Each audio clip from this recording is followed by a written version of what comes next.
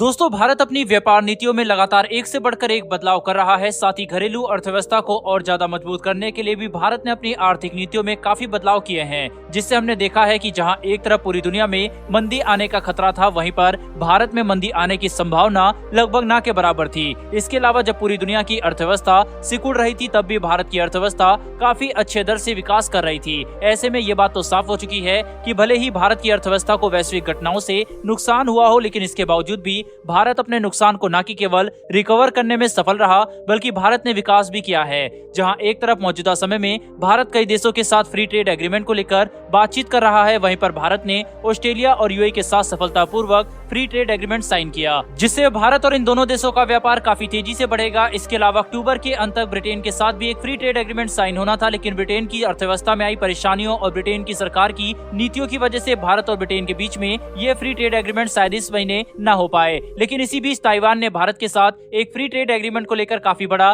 बयान दे दिया है, जिसके तहत ताइवान ने यह बात साफ तौर पर बोल दी कि भारत और ताइवान को जल्दी से जल्दी एक फ्री ट्रेड एग्रीमेंट साइन कर लेना चाहिए, जिससे दोनों देशों के बीच का व्यापार और निवेश काफी तेजी से बढ़ेगा और व्यापार की सारी रुकावटें खत्म हो जाएगी। दोस्तों, ताइवान की तरफ से फ्री ट्रेड एग्रीमेंट को लेकर इस तरीके के बयान सामने आने का यही मतलब है कि भारत और ताइवान दोनों ही इस क्षेत्र में मिलकर काम कर रहे हैं और बहुत जल्दी इसके ऊपर कोई बड़ा फैसला लिया जा सकता है। ताइवान के साथ एक फ्री ट्रेड एग्रीमेंट इसलिए भी काफी अहम होने वाला है क्योंकि भारत ताइवान को आधिकारिक तौर पर एक देश ही नहीं मानता। वहीं भारत ताइवान के साथ जो कुछ भी समझौते और डील्स करता है, वह सब बैकडोर डिप्लोमेसी के तहत की जाती है। ऐसे में अगर भारत ताइवान के साथ एक free trade agreement government to government route के तहत साइन कर लेता है, तो एक तरीके से भारत ताइवान को एक आजाद देश का दर्जा देगा, जिससे चीन काफी ज्यादा नाराज होने वाला है। हमने देखा है कि कैसे जब अमेरिका की संसद की स्पीकर ताइवान दौरा करने गई, तब चीन किसी भी तरीके की बयानबाजी और धमकियां देने से पीछे नहीं हटा। ऐसे में अगर भारत ताइवान के साथ फ्री ट्रेड एग्रीमेंट साइन करता है, तो चीन किस तरीके का रिएक्ट करेगा, ये समझना ज्यादा मुश्किल नहीं है।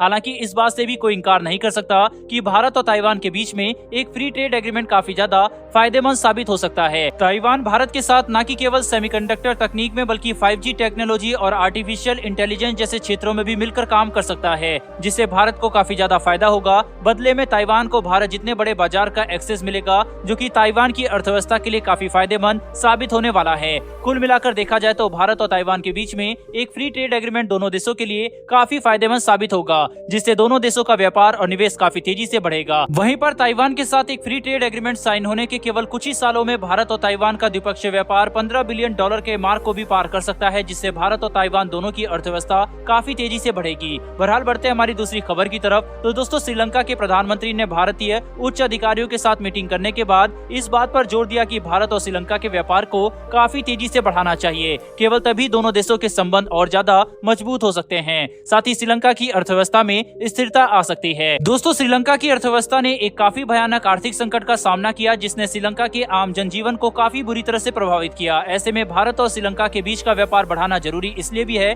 ताकि श्रीलंका के आम जनजीवन को एक बार फिर से साधारण बनाया जा सके। इसके अलावा अगर भारत को अपना जियोपॉलिटिकल इंटरेस्ट भी ध्यान में रखते हुए चीन को हिंद महासागर में काउंटर करना है, तो श्रीलंका भारत के लिए काफी महत्वपूर्ण कड़ी है। श्रीलंका में चीन के प्रभाव को कम करने के लिए भारत को श्रीलंका के साथ अपने व्यापार और निवेश को बढ़ाना होगा, ताकि श्रीलंका में चीन का प्रभाव धीरे धीरे कम किया जा सके। वहीं पर मौजूदा समय में श्रीलंका की जनता इस बात को अच्छे से समझ चुकी है कि चीन उनके लिए कितना खतरनाक है। ऐसे में अगर भारत श्रीलंका में निवेश करता है और लगातार श्रीलंका के साथ अपना द्विपक्षीय व्यापार और संबंध बढ़ाता है, तो इससे भारत और श्रीलंका दोनों को काफी फायदा होगा। मौजूदा समय में श्रीलंका सबसे ज्यादा व्यापार अमेरिका के साथ करता है, लेकिन श्रीलंका सबसे ज्यादा निर्यात चीन को करता है। ऐसे में चीन श्रीलंका के लिए बेहद ही ज्यादा अहम है। वहीं इसके साथ ही श्रीलंका के ऊपर चीन का इतना कर्ज है कि वह चाहकर भी चीन की बातों को नहीं टाल सकता। ऐसे में अगर भारत चीन को काउंटर करने के लिए श्रीलंका की मदद करता है, तो इससे भारत न कि केवल श्रीलंका को चीन के चुंगल से आजाद करा रहा होगा, बल्कि हिंद महासागर में अपने जियोपॉलिटिकल इंटरेस्ट को भी सुरक्षित कर लेगा। दोस्तों, क्या भारत को श्रीलंका में निवेश करना चाहिए या नहीं चाहिए, अपनी राय कमेंट बॉक्स में लिखकर जरूर बताएं। फिलहाल इस वीडियो में इतना ही, फिर मिलेंगे ऐसी एक नई वीडियो के साथ। धन्यवाद। जय हिंद।